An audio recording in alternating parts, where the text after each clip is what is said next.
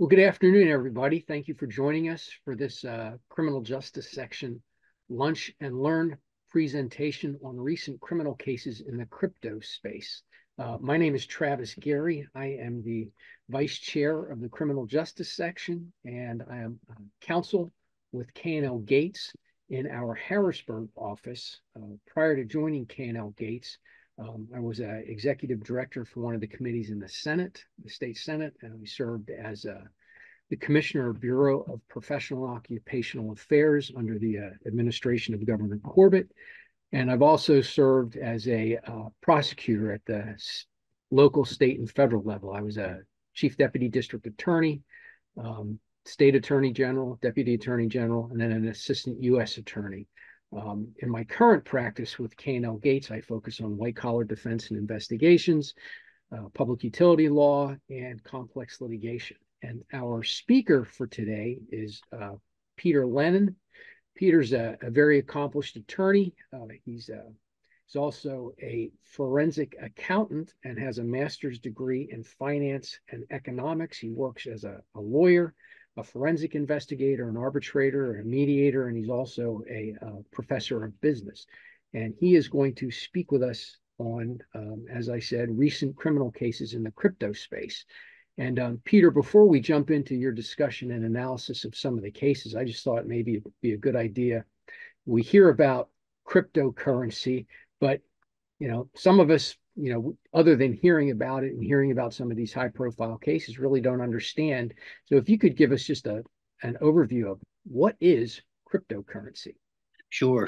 I'll do the best I can, but I don't profess to be an expert in technology or anything like that. I feel like I have some level of expertise across certain different subjects or fields, and technology is not usually one of them. But my understanding with respect to these cryptocurrencies or crypto assets, as they're sometimes called now, is that they are digitally uh, created and stored assets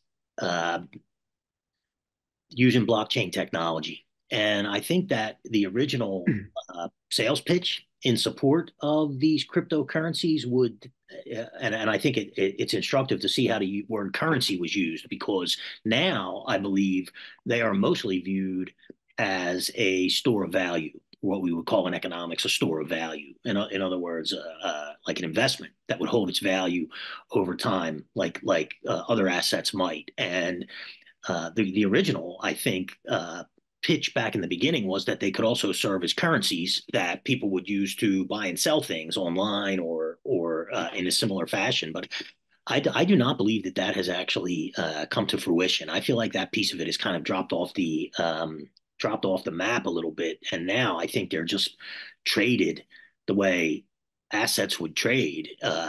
So I think they were originally intended to be a little bit like money or currencies, in that they would be both a store of value and a medium of exchange with respect to transactions. But now I believe it's just this store of value as an asset that attracts people to crypto assets, whether you call them cryptocurrencies or not.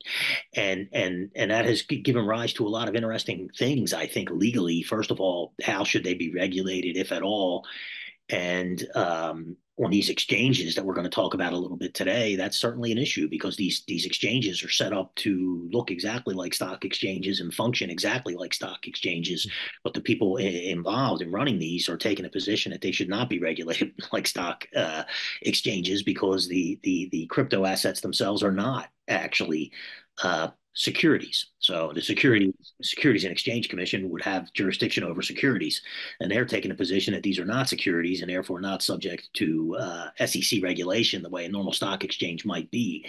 And there's been a big push, I think, by the current administration through Gary Gensler at the SEC to push this forward as something that should be regulated as a security. And he's not winning all those cases, but he's winning a lot of them. And I believe that from a common sense perspective, if I told you that these crypto assets traded exactly like stocks on stock exchanges that function on crypto exchanges that function exactly like stock exchanges, it would be a pretty compelling argument that they should be regulated as such, from the perspective of investor protection and consumer welfare. So I think Gensler it has pushed that forward with a relative degree of success. Again, not winning every case like that, but winning most of them, I would say. Now, there's an election in November. If the leadership in Washington and should change, that might be a little bit different going forward. But that's certainly what it's been over the last few years, and that's given a rise to a lot of interesting case studies that we can talk about in terms of regulation and the SEC. But that's not what we're here today to talk about. We're going to talk more about the cases that have exploded into criminal cases, including what I think are the three most famous ones, including FTX and Sam Bankman-Fried, Do Kwon at Terra USD, and Changpeng Zhao at Binance. So those are the three things I think we're going to talk about. We have an hour at the most. It's not eligible for a formal CLE credit, so it's not imperative that we use all 60 minutes.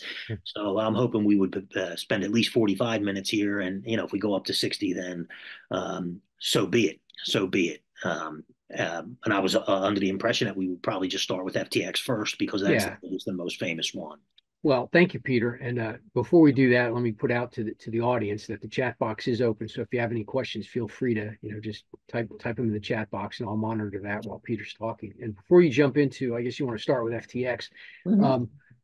Given your explanation of what these crypto assets are, am I correct that unlike other I'll put in parentheses or in quotes assets like land, art, regular currency, dollars, coinage, or anything like that.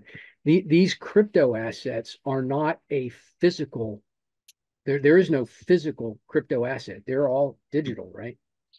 It's 100% digital. So it's kind of funny, although I think I could make an argument that most cash is now digital too. I'm one of these old-fashioned guys who does keep a roll of paper cash in my pocket when I'm walking around town, because I'm sure that's a function of my gray hair. But most of the young people I encounter don't have a single dollar of currency in their pocket. It's all on their phone, it's on their laptop, and it's all digital. They never touch or feel any money. So that's one of the things that crypto businesses would say, like the dollars and euros and pounds and yen and all around the world have essentially become digital too, and there's nothing really backing them either. So it's interesting. I think some establishments won't even accept regular currency anymore, which I find amazing. But me too. And I was in London back around the year-end holidays, and I tried to buy things in a restaurant and a pub, and neither one of them would take cash from me. And I was at the Phillies game on Wednesday night last week with my son, and the cash I had in my pocket was completely worthless down there. So it's amazing to me too. Yeah. Well, so with that, why don't we jump in? You want to talk about the FTX case first? Yeah, I think I do want to talk about FTX first because that's the most famous one and the one that has garnered the most news coverage, and it was also subjected to a full-blown criminal trial in New York City that was heavily covered. No cameras in the courtroom, of course, in federal court, but massive news coverage with media circus outside the building and all of that.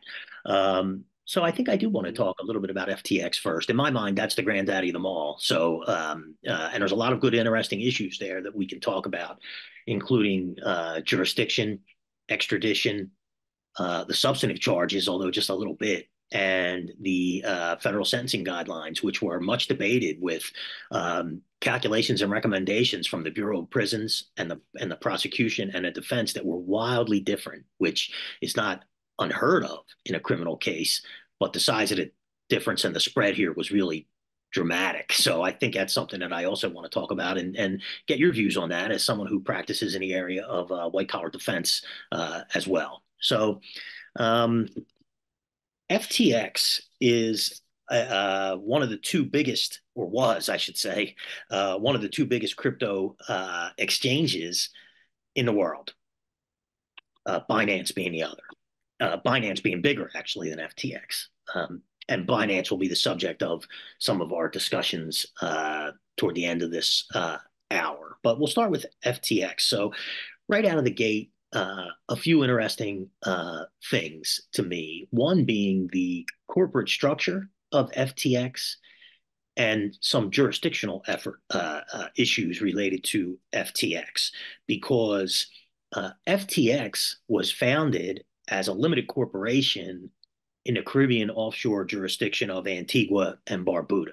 So I guess the financial investigator in me always perks up a little bit when I see not only offshore jurisdictions being used, but remote or obscure offshore jurisdictions being used, none of which is ever set up for the benefit of the investor or set up for the benefit of the customer or anything like that. So I usually see that as a red flag in most financial investigations I'm involved with, and that struck me as such here too. So formed through as a corporation in a remote offshore jurisdiction, operating the global crypto asset trading platform globally, but at the same time not accepting any business from customers in the US.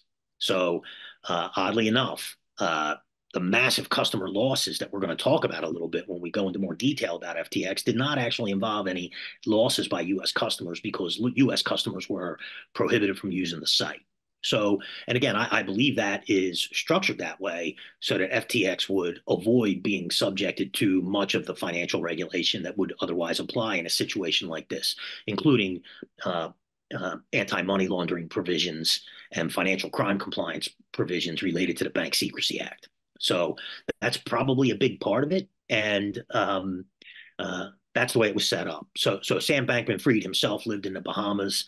Some of the other people he worked with were in Hong Kong. The company's principal place of business was in Hong Kong and the Bahamas. So that's where the executives were at the time of the implosion and the collapse. So Sam Bankman-Fried was essentially running FTX with the help of a few other deputies, I would say. And FTX was also related to a separate company called Alameda Research, LLC, that was a hedge fund that was primarily owned also by Sam Bankman-Fried. And that was really the source of losses at Alameda, is really why FTX collapsed. So we can go into a little bit more detail about that. But the three main deputies that Sam Bankman-Fried was working with, and I don't want to go into this tremendously extensively, although it's worth noting. The first was Caroline Ellison, who was the CEO of Alameda Research, and also someone who had worked with Sam Bankman-Fried at his previous job before Alameda and FTX were created. And his sometimes on again, off again girlfriend, I guess, is how it was described too at the criminal trial. So she pled guilty very early in the process after Sam Bankman-Fried was arrested, cooperated with the federal government, including the SEC and including the bankruptcy trustee.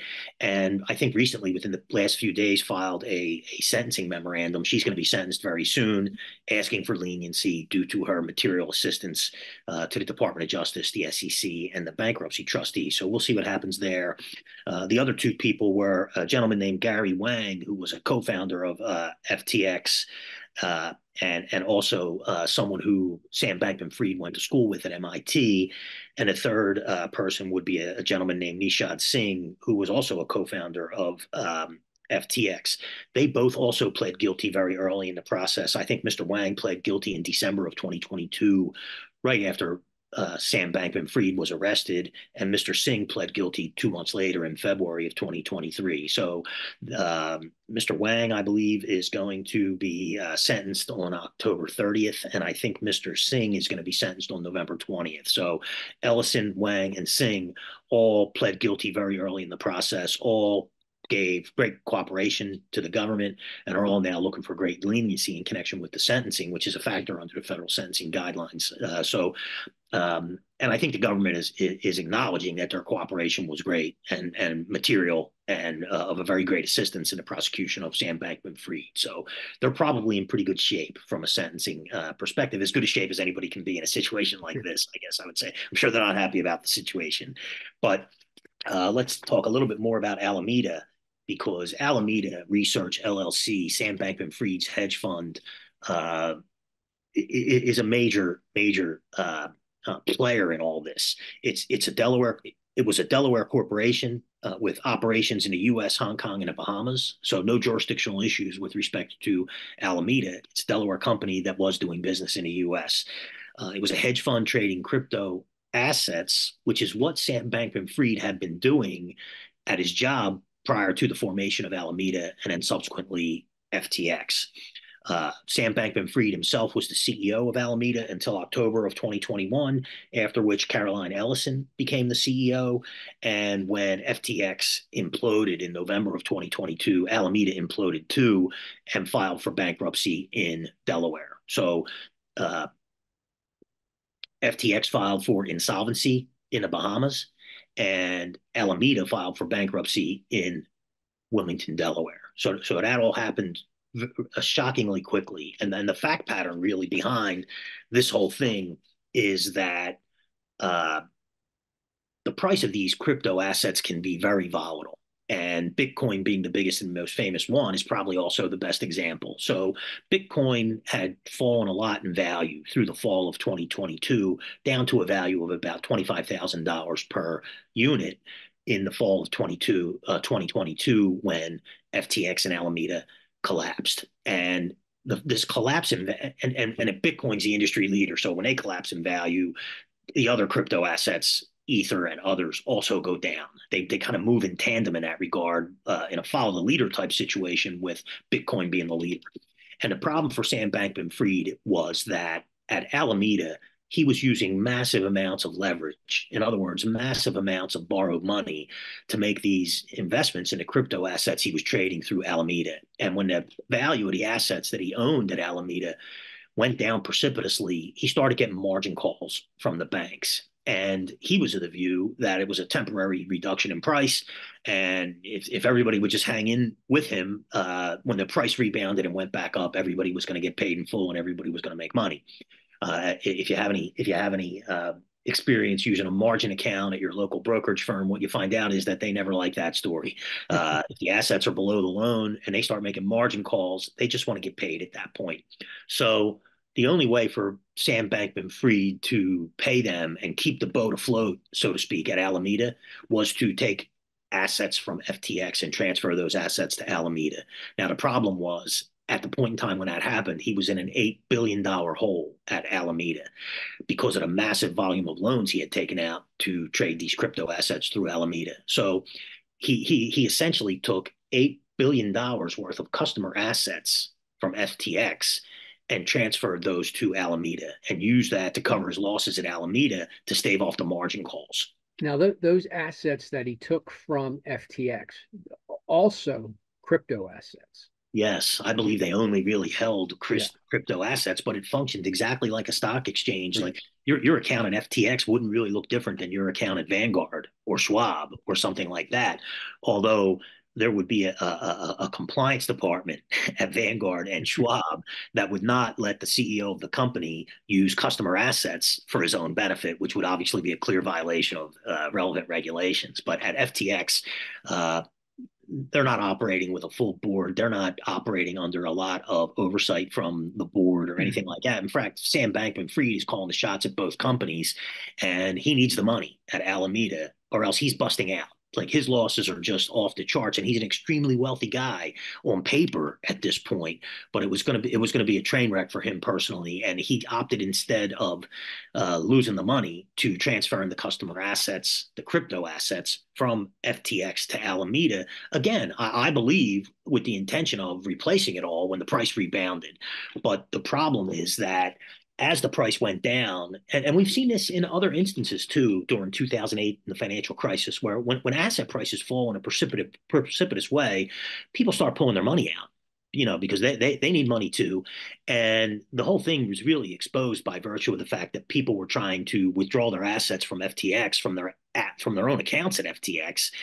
And very quickly, FTX couldn't meet the demand to withdraw money, and that's what led to the bankruptcy in the Bahamas of FTX, and that's what caused the whole thing to unravel. So if you were working in banking or Securities Exchange, in financial crime compliance, or in the legal department, you would see right away that it's absolutely taboo to touch any customer account or customer money. Much the way a lawyer would almost automatically be disbarred from touching client money that was in a trust account or something like that. It's the one thing above all else that you can never do. And the amount was a huge amount here of $8 billion.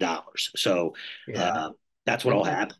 And perhaps you're going to get to this, and if so, I apologize and I'll wait. But I'll just interject right now because you mentioned it. One of the things that really struck me, as as news reports were coming out about FTX and all that was going on, I was struck by the absolute lack of basically any compliance or controls internally to monitor any of this activity you're talking about.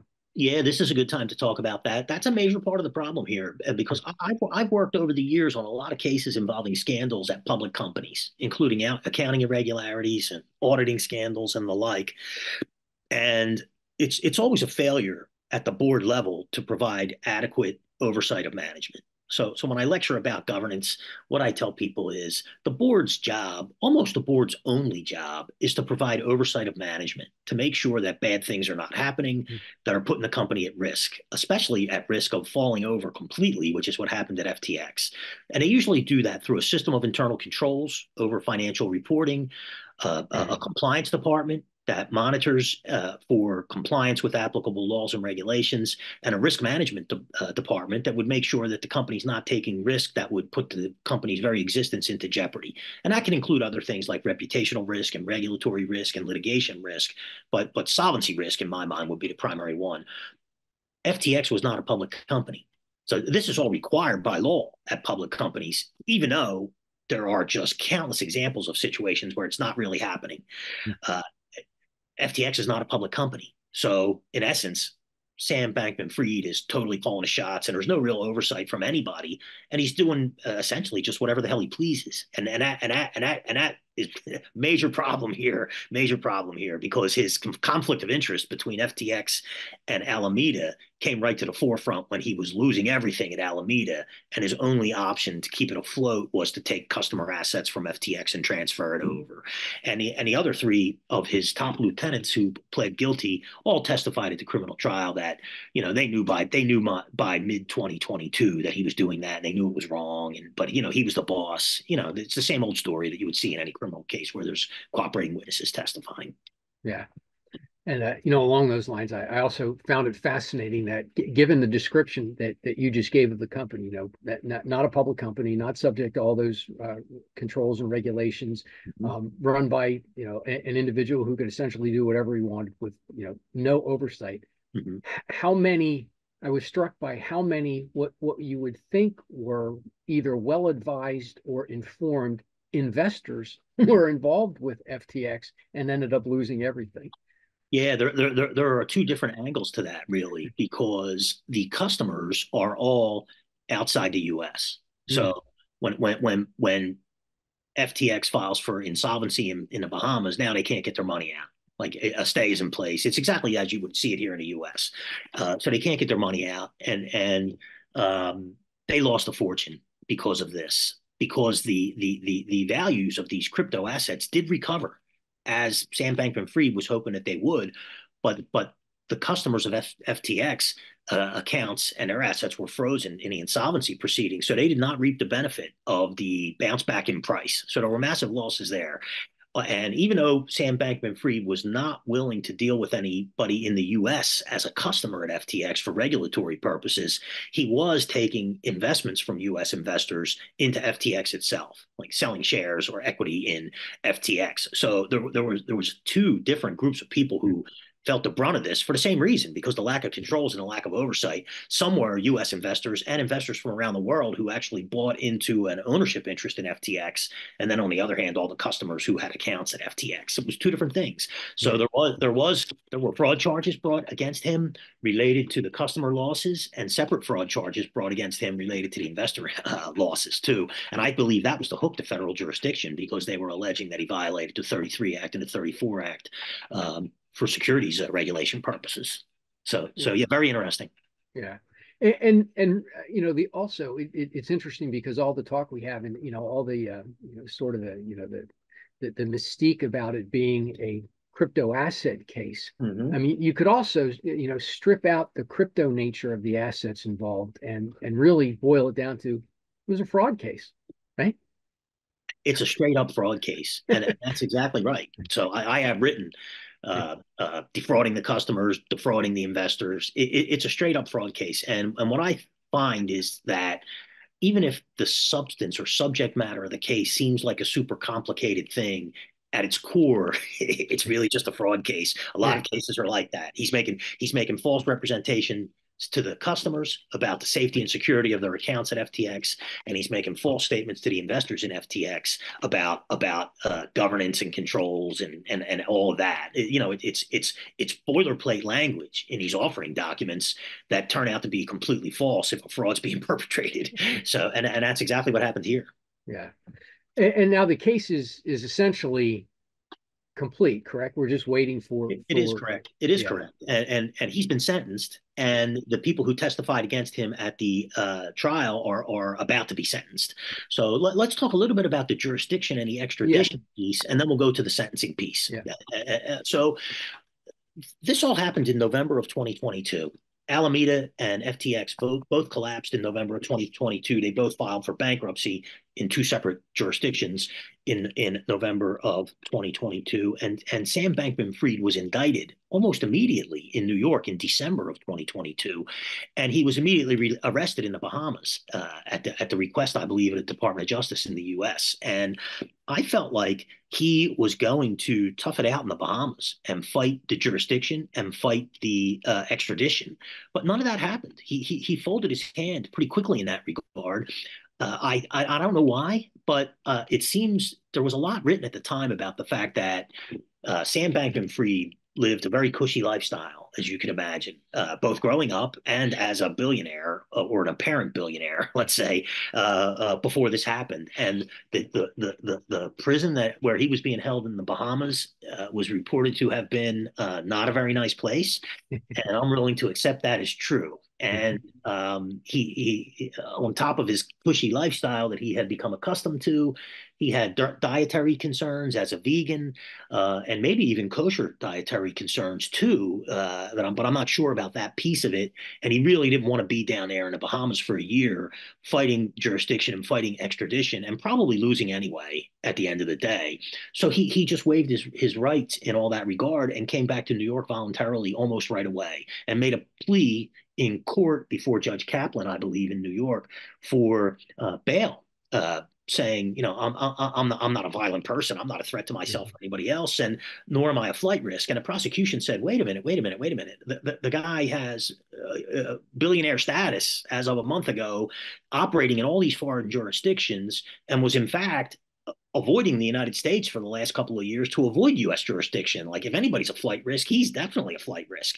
But Kaplan didn't buy it. He was given bail, and he was allowed to stay on, in essence, house arrest at his parents' house in California, on or near the Stanford University campus, with an ankle bracelet on to monitor his whereabouts.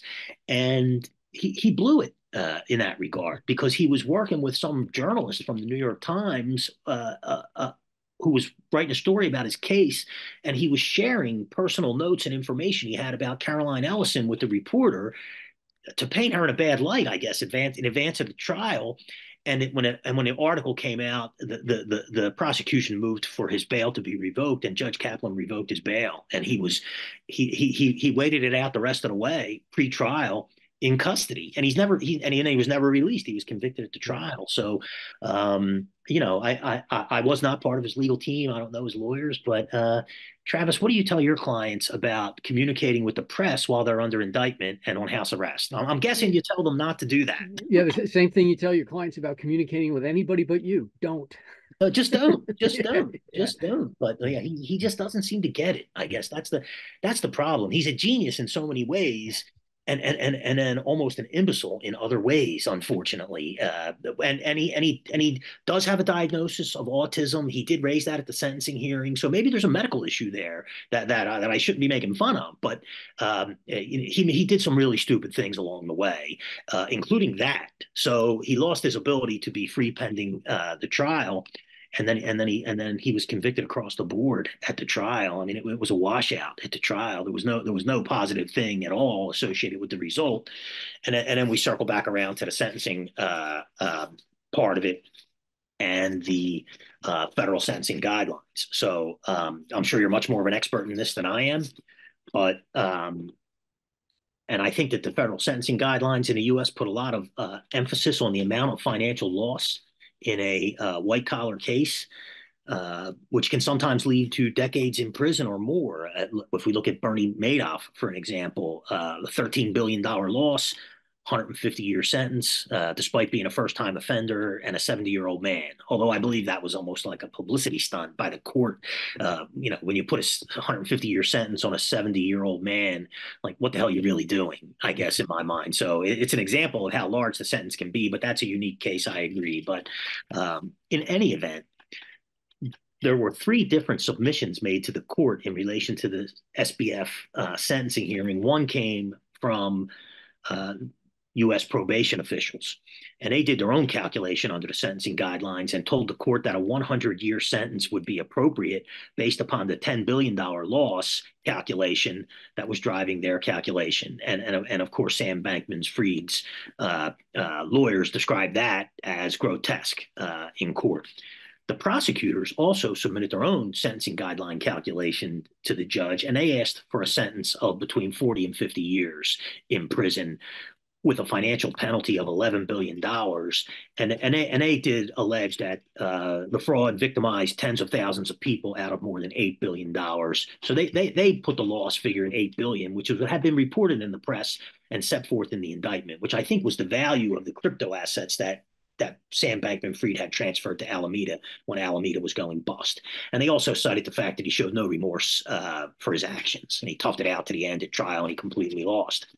Sam Bankman-Fried's lawyers, on the other hand, asked for a sentence in a range of 5 to 6 years, citing his autism diagnosis as a mitigating factor, and also arguing that the FTX customers who were the victims of the fraud were going to be repaid in full at the conclusion of the FTX insolvency proceedings. And that's not a false statement, depending on what you mean by in full. But the value of their claim in the insolvency proceeding was the value of their account balance at the time of the bankruptcy filing. And at that point, Bitcoin was trading at around $25,000. Now, it went up to about $75,000 after the trial. And I think it's pulled back now, maybe to around 60. But when a defense says that the customers are going to be made whole, they're getting back 100% of their account value in November of 2022. And what the court noted, Judge Kaplan, was even if they're getting paid the full value of what their account balance was in November 22, had this not happened, their account value would have tripled in value as these currencies rebounded. So you can't say there was no customer harm or no customer loss here. I'm not buying that. Like I appreciate the fact that the market bounced back and the asset prices went higher, but that had nothing to do with Sam Bankman-Fried, and he's not the person who played any role in that. That was just lucky, I guess, for him that they're getting back the full value of their account in November of 2022 at some point 2 years later or more. But they're certainly still losing money because had this not happened, the value of their accounts would have tripled, and in essence, they're just getting it back at that level, if that makes sense. So the judge took that all into consideration, and ultimately sentenced Sam Bankman-Fried to 25 years in prison. So that's how that turned out. And he's appealing everything, but that is it. So I'm curious what you think about those federal sentencing guideline disparities and arguments and all that. Yeah, I'm struck a little bit by the fact that the government asked for so much less than what what the probation department's calculation was. And it seemed to me, the government put together a fairly reasonable recommendation using the factors set forth in the guidelines. And look, I get the defense's position. You want to try and cut your losses as much as possible, but when you go in, because my understanding, am I right? I mean, it wasn't just that he exercised his right to a jury trial and said, "Go ahead and prove it." I mean, he tried to put forth a defense, which, Oh, he testified at the trial, yeah, and what he was saying was almost borderline ridiculous. Like he was trying to say, "I'm sorry," and at the same time trying to say, I didn't really understand what was happening. I didn't really know what the rules were. I didn't really know what I was doing. This was all a big misunderstanding. I wish I hadn't done it. I won't do it again. But I didn't act with fraudulent intent when I stole everybody's money to cover my yeah, losses. Like, yeah, and it blew up in spectacular fashion. And that's a bad thing for the yeah. sentencing guidelines. Yeah. I mean, not only do you lose the, acceptance of responsibility credit that you might otherwise get, but you just dig yourself into a deep hole, as he saw with the ultimate sentence. Yeah, that's exactly how it played out. That's exactly how it played out. So all very interesting. So let me see. I can see it's 12:37 here on my clock. So let's move on a little bit to Terraform Labs Terraform Labs. All right. and Do Kwon. Yeah, in my mind, it's the extradition piece here that is the interesting thing. And this is why Do Kwon was the CEO of Terraform Labs, and they created a crypto asset called Terra USD, standing for US dollar. And the point of it was that it would always retain a value that was equal to $1. So he was pitching it as a substitute for the US dollar that would not be subject to banking regulations or government regulation or government control or the Federal Reserve Bank or anything like that. And governments don't like that as a general rule. And as it turned out, even though he was pitching it as a so-called stable coin with a stable value equal to $1, it was not backed by US dollars. It was not a situation where he had a dollar in the bank for every $1 value coin that was out there. That was not the case. He was using the software and the algorithms to basically manipulate it in such a way that it would stay at a dollar if you wanted to buy or sell it. And he lost control of that at some point, and the value did fall. It fell a little bit a few months before everything really hit the fan, and then it fell dramatically at some point after that. And at that point, there were massive customer losses. So with respect to Mr. Kwon himself, he was the sole director. Again, no board, no oversight. It's a common theme here in these cases. He was the sole director, the CEO, and a majority shareholder owning 92% of the shares. So once again, like Sam Bankman-Fried, he was in total control. He was calling the shots with no oversight whatsoever. He was a resident. He's a South Korean national, and he was a resident of South Korea and Singapore during the relevant time period. And he was pitching this stable coin Terra USD as the centerpiece of a new monetary system that was not controlled by banks and governments. So, he was not a U.S. citizen, but he did go to Stanford and graduate from Stanford. So he had been in the U.S. and was educated in the U.S. Unfortunately, Terra USD crashed in value in May of 2022. And most of his legal problems out of the gate emanated from South Korea. He was considered to be a tech billionaire and a tech icon in South Korea, much like Steve Jobs or Bill Gates or Elon Musk would be looked at here in the United States. He's that kind of an iconic figure in South Korea, and the South Korean customers were buying this and holding it as the way of the future, for lack of a better way to say it.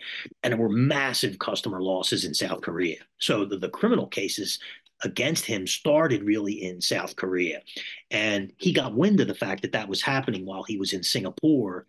And he left Singapore and flew to Dubai, which is in the United Arab Emirates, and not a country that has an extradition treaty with the United States, and maybe not South Korea either. But when somebody who is under indicted or about to be indicted ends up in Dubai, he's not just there on vacation. I guess is what I would say about that. But at some point, uh, he stayed in Dubai for several months. And then in September of 2022, he left Dubai and flew to Serbia. And while he was in Serbia, South Korean prosecutors got a warrant for his arrest a few days later. And then South Korea asked Serbia formally to arrest him and extradite him to South Korea in December of 2022. The U.S. Was taking action against him too, but he was really acting to stay ahead of the prosecutors in South Korea, in my opinion. So he slipped across the border in Serbia into Montenegro in March of 2023, and he tried to leave Montenegro through the airport on a flight for Dubai with a fake passport from Costa Rica. I think he had two fake passports in his possession when he was arrested, one from Costa Rica and one from somewhere else. And then the United States filed criminal charges against him a few days after he was arrested at the airport in Montenegro. So now he's in custody. Yeah. Like he was kind of on the lam and missing in action, and nobody knew where he was. Although he would make a social media clip every once in a while, saying, "Hey, here I am. I'm not running. I'm not hiding." But like nobody knew where he was, and he was moving around in these dodgy places so, at the same time. So that's kind of the background. But when he got arrested in Montenegro, he was already subjected to criminal charges in South Korea, and he became subjected to criminal charges in the U.S. a couple of days later, and they had him in custody. So that set off all this legal wrangling about his extradition. And he was also charged with using a fake passport at the airport, which is a crime in Montenegro. And that ran its course too. He was convicted there, and he got sentenced to 4 months.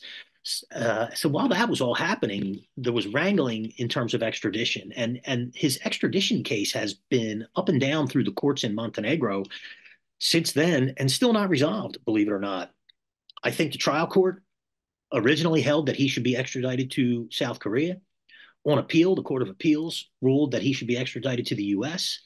And it went to the Supreme Court of Montenegro, and they sent the whole thing back to the trial court to start over.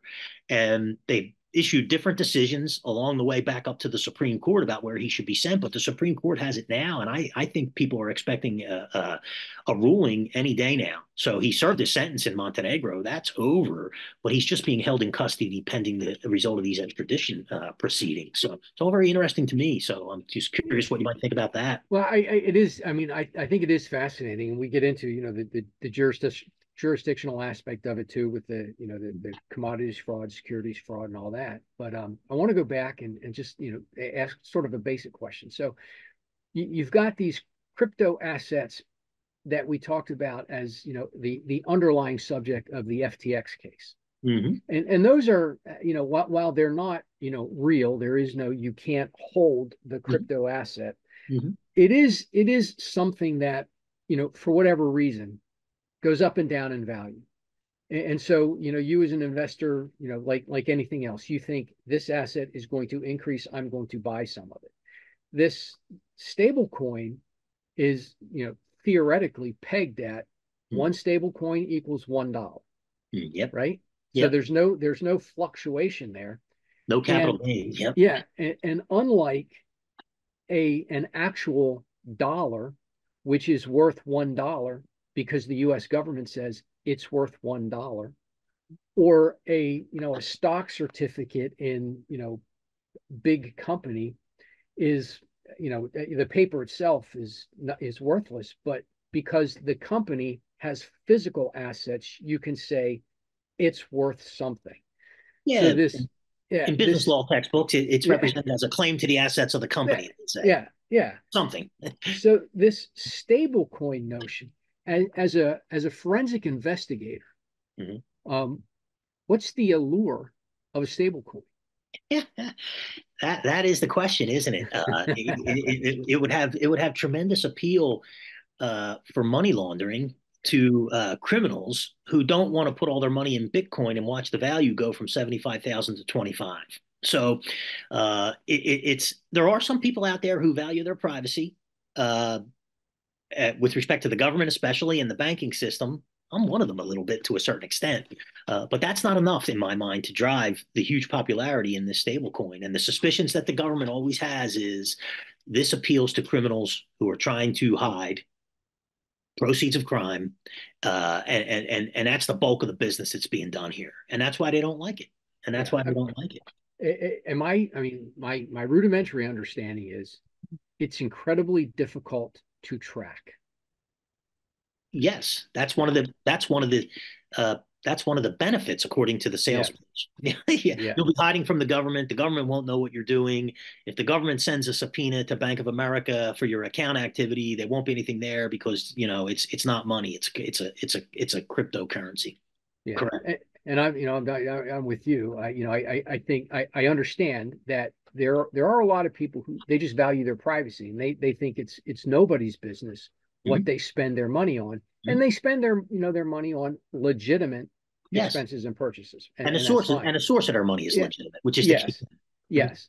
Um, but going back to my former life, putting on my old hat as a money laundering investigator slash prosecutor, I see this and boy, red flags do start going off. So I just find it really interesting. Yeah, yeah, me too. Me Yeah. too. And I believe that's why these guys all ended up in the crosshairs. Not Yep. not Sam Bankman-Fried, but Yeah. certainly Du Quan and certainly Changpeng Zhao, who is the third case that we're going to Yep. talk. And good segue. Why don't we move on to that? Yeah, let's do that. I'm just flipping through my notes here to get to the proper place. Changpeng Zhao was the founder and CEO of a crypto exchange called Binance, which is the biggest one in the whole world. Founded by Zhao in 2017, quickly became the world's largest crypto exchange. But unlike FTX, Binance did serve US customers and was therefore unquestionably required to comply with US money laundering laws and regulations under the Bank Secrecy Act.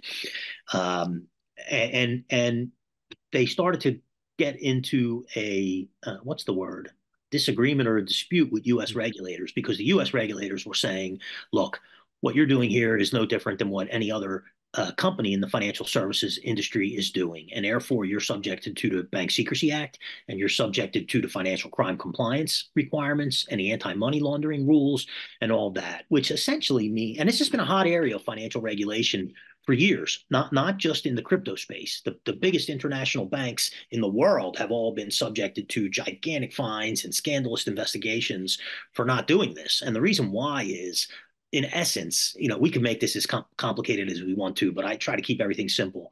From a simple perspective, what's required from a money laundering perspective is essentially the I'm going to say the bank or the exchange or the company in financial services has to know who the customer is, which is why when you go in to open a bank account, they always want to see your ID. Also, the bank has to know where the customer got their money and that it's from a legitimate source.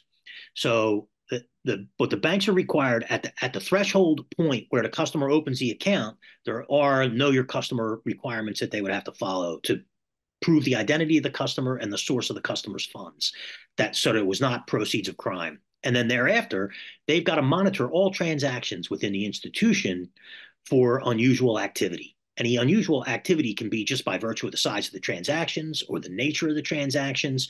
So the banks and financial services firms all have systems in place to flag up unusual transactions so that they can then be investigated by human beings in an effort to see if they rise from the level of being unusual to being suspicious from a financial crime perspective. And if it is suspicious, then they're obligated by law to file a suspicious activity report with the Treasury Department here in the United States. Binance wasn't doing any of that. They were just accepting the accounts, accepting the money, and letting people trade crypto assets on the exchange. So the US government found out about that, cracked down on that, and Binance told them, look, we're not doing all that, but we're just going to stop doing business with U.S. customers. We're gonna try to convert over to what FTX is doing. We're just not going to have any U.S. customers because we see this exercise as onerous and we just don't want to do it. So we're going to tell all of our U.S. customers, your account's being closed. You have X amount of days to move your assets to a different exchange, and that was what the government thought that Binance was doing. But behind the scenes, they carved out an exception for their most profitable US customers and allowed them to stay on the exchange. So the problem with these money laundering regulations is the government's making the institution decline profitable business to comply with the regulations. And all these scandals involving big international banks and Binance are all situations where they just don't want to give up the business. It's too lucrative. So Binance created an exception or a carve out for these so-called VIP customers in the US who were allowed to keep their accounts and allowed to keep trading on Binance. And that they were lying to the government about that. They were telling the government that they were getting rid of all their US customers, when in reality they were getting rid of most of them and keeping the best ones. Yeah, And I'll interject. That's never a good idea, lying to the government regulators, that's never a because good idea. they Never. will find out, and they generally don't laugh that off. That's what happened to Changpeng Zhao. He did not laugh it off. And not only that, and it's kind of funny, like when I work in regulatory cases, civil cases mostly, if I'm honest, what I tell people is the cases I'm looking at and I'm investigating always fall into two broad categories of cases. One is what I call the honest mistakes, where there was certain regulatory requirement that should have been complied with, and despite the fact that everybody was acting in good faith, it didn't happen. We want it to happen. It didn't happen. It's a breach of the regulation. It's a violation of the regulation, but the punishment should fit the crime in that situation. And the regulatory response to that is generally what I would call a slap on the wrist.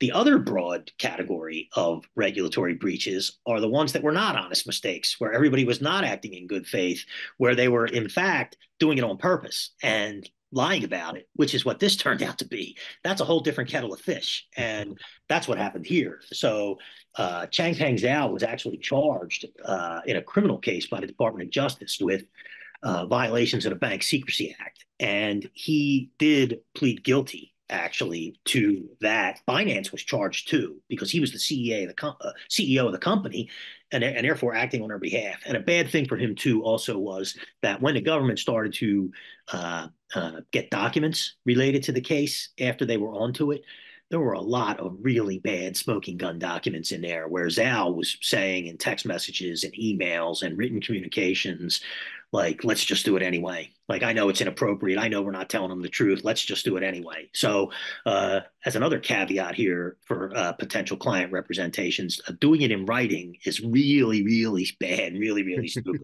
He was, but a lot of these tech guys just, that's the way they communicate, and they don't really appreciate the negativity associated with that if something goes wrong until after the fact. And that's what happened to him. So smoking gun documents. The company was charged criminally with violating the Bank Secrecy Act. He was too.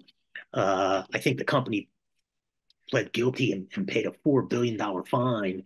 And he pled guilty too, I think, and paid a $50 million fine.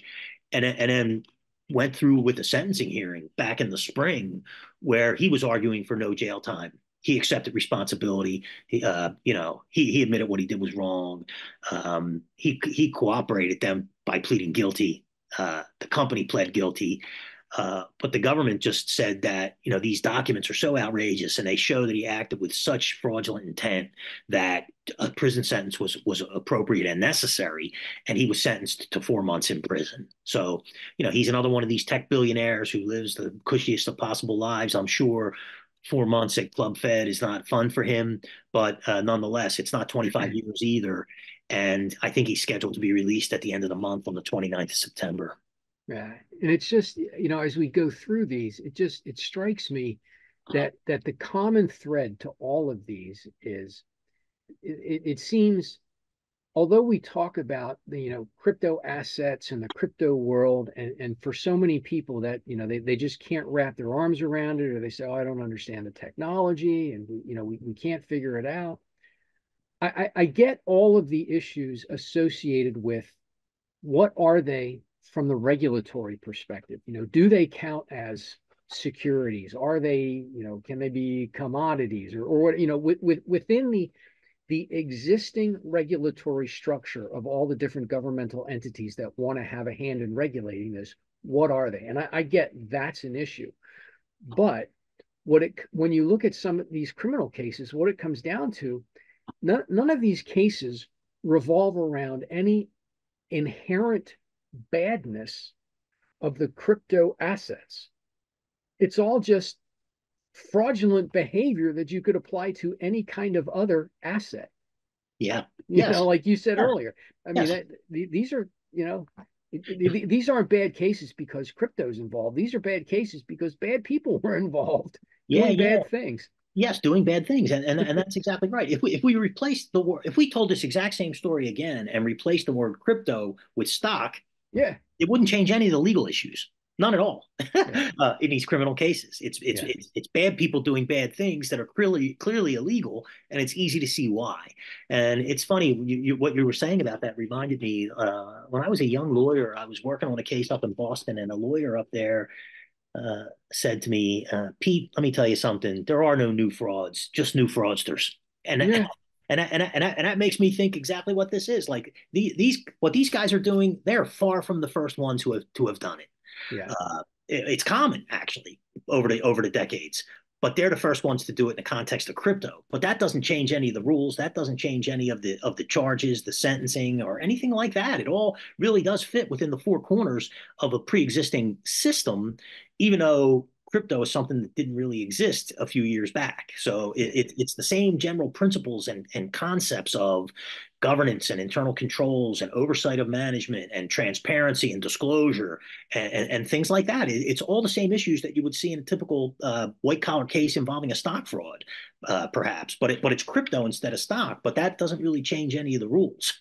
Yeah, I think it will be interesting going forward to see, where we come down, because I hear what you're saying that, the SEC has been pushing essentially for oversight of these with some success, but I think there's an argument that no, these crypto assets as they exist today, they're not contemplated by the current statutory and regulatory regime. And look, Congress, if you want to fix that system and bring these in, you can do that, but the current existing statutory and regulatory scheme doesn't cover them. And frankly, it wouldn't be surprising if that's the case, because these are relatively new developments. Yeah.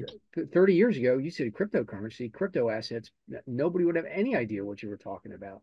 Correct. It's all a relatively new technology, no doubt about that. And this Yeah. argument that you're making about these things not really being securities is being put forth by a lot of the companies that are being pursued by the SEC. They're not criminal cases; they're just civil regulatory Yeah. cases by the SEC. And the issue of whether or not this is a security is front and center in the cases, and they're going different ways in the courts. Although more judges are finding them to be securities than are not, because the people who are investing in these and buying these, it seems to fit within the definition of a security. They're buying them hoping they go up in value, much the way you would buy a stock and hope it goes up in value. So I'm not sure I see a huge difference between the cryptocurrency itself, although it's not tied to a stream of revenues or earnings per share. But nonetheless, it does trade in a market that looks very much like a stock market and functions very much like a stock market. And the people who are buying it are not buying it to buy things. They're buying it because they are hoping it goes up in value in the market. And that sounds very much like the definition of a security. Yeah, yeah, yeah. Very interesting. And I'm sure we're going to see many more developments. And Yep. we are at the top of the hour, and I don't see any questions in the chat. So with that, I'm just going to say, on behalf of the criminal justice section, Peter, thank you very much. Great presentation. And thank you for everybody for joining us. Thank you. Thank you. It was my pleasure. Pam, anything you need to say? No, well done. Thank you both. A reminder that the section will be meeting during PBA Committee Section Day. That's November 21st. And your section will be meeting at 9:15 that morning. So if we don't see you before, we hope to see you there. Thanks, Okay, Pam. thanks Thanks, so much. everybody. Bye-bye, everyone. Thanks, Peter.